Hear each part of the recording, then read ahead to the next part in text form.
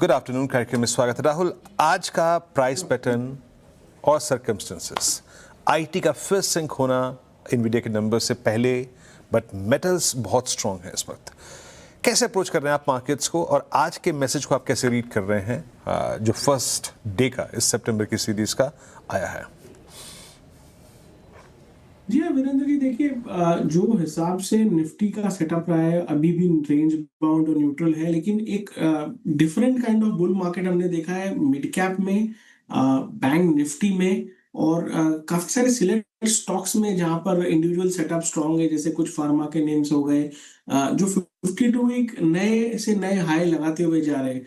तो आज का जो पहला सेशन है उसमें क्लियरली दिखाई दे रहा है कि मनी रोटेशन हुआ है, आईटी से निकलकर मेटल्स में आता हुआ दिख रहा है आज के सेशन में। इनफैक्ट मेटल इंडेक्स जैसे आपने कहा बहुत ही बेहतरीन क्लोजिंग दी है मेटल इंडेक्स ने, और इंडिविजुअल सेटअप्स जो है खास करके जो जैसे मेटल्स में हम देखें Tata steel, Hindalco, JSW steel, in fact SAIL तो स्ट्रॉन्ग चल ही रहा है, सेल ने इनफैक्ट पूरे सेक्टर को लीड किया है। आई थिंक काफी सारा जो लिक्विडिटी है ये मेटल्स में गया है आज के सेशन में, और कहीं ना कहीं हमें लगता है कि बैंक निफ्टी में 58,000 के ऊपर एक नई मोमेंटम मूव चालू हो सकती है। क्रूड ऑयल भी फेवर में है, प्राइवेट बैंक्स में अच्छा परफॉर्मेंस है, और कहीं ना कहीं बैंक निफ्टी में जो एक तरह से रिलेटिवली थोड़ी सी आउट परफॉर्मेंस रही है निफ्टी के कंपैरिजन में, हमें आने वाले 2 से 3 सेशन में यहाँ पर और मोमेंटम आता हुआ दिख सकता है। तो ये सिलेक्ट पॉकेट्स हैं जो मार्केट में अच्छा कर रहे हैं, और हमें लगता है कि एटलीस्ट इस वीक का अगर हम देखें तो आई थिंक ये फ्लेवर में रहने चाहिए।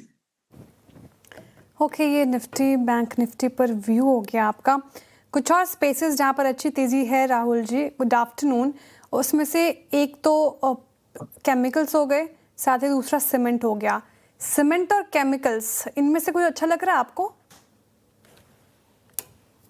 क्या देखिए, सीमेंट में अगर ओवरऑल जो सेक्टर लीडर है अल्ट्राटेक सीमेंट, उसमें आज के सेशन में रिवर्सल जरूर देखने को मिला है। स्टॉक ने 4-5 दिन का कंसोलिडेशन दिया, साइडवेज प्राइस एक्शन दिया, और आज अपने 20 दिन के मूविंग एवरेज के ऊपर क्लोज होता हुआ दिख रहा है। तो यस, एक शॉर्ट टर्म मूव हमें लगता है कि सीमेंट में वापस आता हुआ दिख सकता है, जहां पे 12,200 तक के लेवल्स हमें लगता है अल्ट्राटेक सीमेंट में आने चाहिए।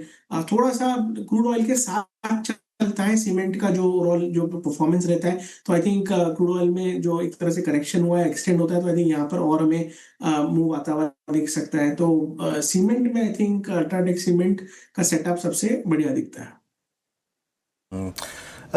राहुल, ये डिफेंस की प्लेसमेंट, डिफेंस के स्टॉक्स का बिहेवियर देखिए आप, सब मल्टी मंथ हाई, रेंज को काटते हुए नजर आ रहे हैं। सोलर इंडस्ट्रीज को देखिए आप, क्या शानदार प्लेसमेंट है। डिफेंस में आप क्या क्या चेज कर रहे हैं, या फिर सितंबर में क्या क्या चेज करना चाहिए? जी हाँ, देखिए डिफेंस सेक्टर ने लीड किया है अगस्त सीरीज में। डिफेंस इंडेक्स काफी मजबूत खड़ा हुआ है लाइफ हाइज पे, और इनमें जो इंडिविजुअल कंपोनेंट्स है उनमें काफी अच्छी तेजी है। तो उनमें से कुछ नाम ऐसे जैसे जो लेगार्ड्स है शिप बिल्डिंग में, कोचिन शिपयार्ड, मजगांव डॉक, उनमें आज के सेशन में हमने देखा कि मोमेंटम आना चालू हुआ है। लेकिन कुछ ऐसे स्टॉक्स है जैसे सोलर इंडस्ट्रीज, पारस डिफेंस, ये स्टॉक्स ऑलरेडी अपने 52 वीक हाई पर है, और रिजल्ट्स इनके अच्छे रहे, और अभी भी मार्केट इन्हें लेट गो नहीं कर रहा है। तो मेरा ये मानना है कि इसमें से पारस डिफेंस पे खास करके कैश में ध्यान दिया जा सकता है। ओवरऑल हमने हमारे क्लाइंट्स को रेकमेंड जरूर किया है इसे, अभी भी आई थिंक लेने जैसा है। हमें लगता है कि ये जो मार्केट में ट्रेंड है कि स्ट्रॉन्ग गेटिंग स्ट्रॉन्गर, और खास करके जो स्ट्रॉन्गेस्ट सेक्टर है वो निफ्टी इंडिया डिफेंस है, तो आई थिंक पारस डिफेंस में हमें अच्छा ट्रैक्शन ऊपर में देखने को मिल सकता है। ओवरऑल जो नए एंट्रेंट्स आए, आई थिंक उस पर भी हमें बात करनी चाहिए। एफ&ओ में खास करके आज 3 नए एंट्रेंट्स एफ&ओ में देखने को मिले, उनमें से एक स्टॉक हमारा पसंदीदा है। पीएसयू बैंक्स में महाराष्ट्र बैंक का सेटअप सबसे ज्यादा बढ़िया है। आज के सेशन में वॉल्यूम बेस्ड बाइंग हुई है। कैश में आप वॉल्यूम देखेंगे तो काफी दिनों और हफ्तों के हाईएस्ट लेवल्स पर है। साथ में एक राउंडिंग बॉटम के साथ स्टॉक ने रिवर्सल दिया है। हमें लगता है कि 90 से 95 तक के लेवल्स आपको महाराष्ट्र बैंक में पोजिशनल बेसिस पर देखने को मिल सकते हैं। फ्रेश खरीदारी इन लेवल्स पर की जा सकती है 82 का स्टॉप लॉस लगाकर। एज ए डिस्क्लेमर हमने हमारे क्लाइंट्स को ये स्टॉक रेकमेंड किया हुआ है। डिफेंस में ही सारे स्टॉक्स और इनफैक्ट राहुल जी, मैं उसी पे प्रश्न पूछ रही थी, जो न्यू एफएनओ एंट्रेंट्स आज 3 काउंटर्स वो भी काफ़ी अच्छा कर रहे हैं, उस पर भी आपने अपनी राय रखी। अच्छा, कैपिटल मार्केट स्पेस यहाँ पर भी अच्छा मोमेंटम और ब्रोकरेज स्टॉक्स तो अच्छा कर ही रहे थे। डीएसएल भी आज हमने देखा कैलेंडर ईयर हाई पर कामकाज कर रहा है और कैपिटल मार्केट स्पेस पर लगातार चर्चा हुई है सर आपके साथ। यहाँ पर अगर प्योरली टेक्निकल पर्सपेक्टिव से देखें तो कौन से काउंटर्स रडार पे रखने चाहिए?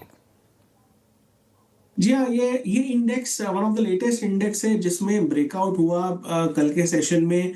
और जो कैपिटल मार्केट इंडेक्स है, जो कि ये सारे कैपिटल मार्केट सर्विसेज के स्टॉक्स को कॉन्स्टिट्यूट करके बनता है, उनमें से काफी अच्छे सेटअप्स देखने को मिल रहे हैं। उनमें से एक CDSL है जहां पर अच्छा मोमेंटम मूव रहा है पिछले 4-5 सेशंस में। अभी भी हमें लगता है कि आई थिंक नया ब्रेकआउट देखने को मिल सकता है 1445 के ऊपर। इनफैक्ट ट्रेंडिंग मूव यहाँ पर आता हुआ दिख रहा है। एक और स्टॉक है जो ये IPO का जो बूम है उसमें one of the biggest beneficiary हो सकता है, वो है केफिन टेक का भी सेटअप यहाँ पर काफी प्रॉमिसिंग लगता है हमें। हायर लो का सेटअप इंटैक्ट है और हमें लगता है कि शॉर्ट टर्म में आपको तकरीबन 1050 1080 तक के लेवल्स केफिन टेक में देखने को मिल सकते हैं। इन लेवल्स पर खरीदारी की जा सकती है। 950 का स्टॉप लॉस रहेगा लॉन्ग पोजीशंस के लिए। और आई थिंक ये 2 स्टॉक्स खास करके जो एक तरह से प्राइमरी मार्केट में हमने इतना ट्रैक्शन और बूम देखा है, उनके बेनिफिशियरी कहीं ना कहीं ये दोनों स्टॉक CDSL और केफिन टेक हो सकते हैं। ओके, चलिए मीनवाइल आपको जरा मैं एक बार इंडिकेटिव प्राइस सेक्शन दिखाता हूँ यहाँ पर, वो क्या कह रहा है कि किस दिशा में हम इस इंडिकेटिव मतलब कैश विंडो में जा रहे हैं। इट्स 24066, 24,066 के रेंज में इंडिकेटिव क्लोजिंग 1.1% नीचे। अच्छा, फाइनल कमेंट्स आपके राहुल जी, फाइनल कमेंट्स लूँगा।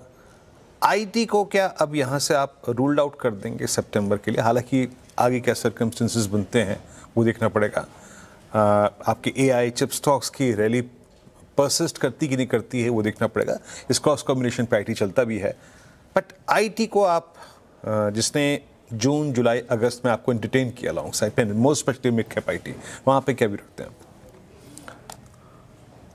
जी देखिए, मार्केट ने ब्रेस तो जरूर किया अपने आप को। रिजल्ट्स खास करके एनवीडिया में जो बड़े रिजल्ट्स है उसके पहले ब्रेस जरूर किया है कि थोड़ा सा वोलेटिलिटी शॉर्ट टर्म में हो सकता है। अभी तक टेक्निकल रूप से बेरिश नहीं हुआ IT इंडेक्स, बट न्यूट्रल जरूर हो गया है। आई थिंक रिजल्ट्स के बाद थोड़ा सा ट्रैक्शन देखने को मिलेगा। 30,000 का लेवल अगर निफ्टी IT इंडेक्स पे टूटता है तो मेरे हिसाब से शॉर्ट टर्म के लिए, यानी कि 10 से 15 सेशन हो सकता है पूरा सितंबर सीरीज में हमें परफॉर्मेंस देखने को मिले, तो 30,000 का लेवल इस वीक के लिए बहुत ही इंपॉर्टेंट हो जाता है IT इंडेक्स के लिए। अगर ये सस्टेन कर गया, लेट्स से कि रिजल्ट्स के चलते पॉजिटिव ट्रैक्शन देखने को मिला, तब तो ठीक है। अदरवाइज इस लेवल के नीचे हम यहाँ पर तेजी रेकमेंड नहीं करते।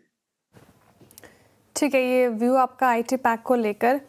अच्छा, ये कुछ काउंटर्स जो आज थोड़े टूटे हैं राहुल जी, वोल्टास हो गया, ब्लू स्टार हो गया, हैवेल्स, और इन सब पे क्या व्यू बन रहा है? क्योंकि वायदा के टॉप लूजर्स में हैं, चार्ट्स क्या इंडिकेट कर रहे हैं? क्या वक्त है जिनके पोर्टफोलियो में है ये निकलने का, एग्जिट करने का?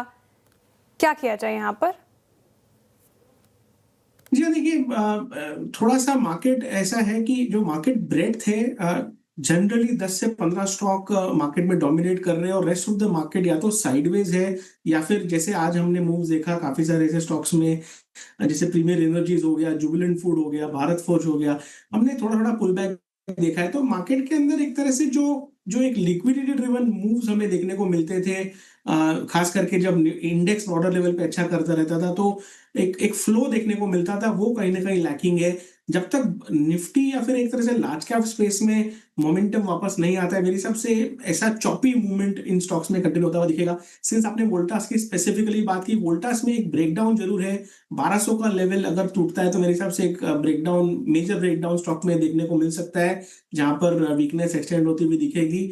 लेकिन हमने देखा कि ये मार्केट ऐसा है कि मंदी में भी फॉलो अप सेलिंग नहीं आ रही है और तेजी में भी ब्रेकआउट आने के बाद फॉलो अप बाइंग नहीं आ रही है। आई थिंक जब तक हम ब्रॉडली निफ्टी में रेंज ब्रेकआउट नहीं देखते हैं, स्टॉक्स पे डिसाइसिव कॉल लेने के पहले थोड़ा वेट एंड वॉच कर लेना चाहिए। ओवरऑल मार्केट पर स्टॉक स्पेसिफिक जो स्टॉक्स चल रहे हैं उसमें क्या करना चाहिए, जो गिर रहे हैं, काफ़ी विस्तार में डिटेल में हमने चर्चा कर ली राहुल जी से। राहुल जी बहुत शुक्रिया आज अपना वक्त देने के लिए और हमारे साथ जुड़ने के लिए, and have a very good evening. आगे बढ़ रहे हैं।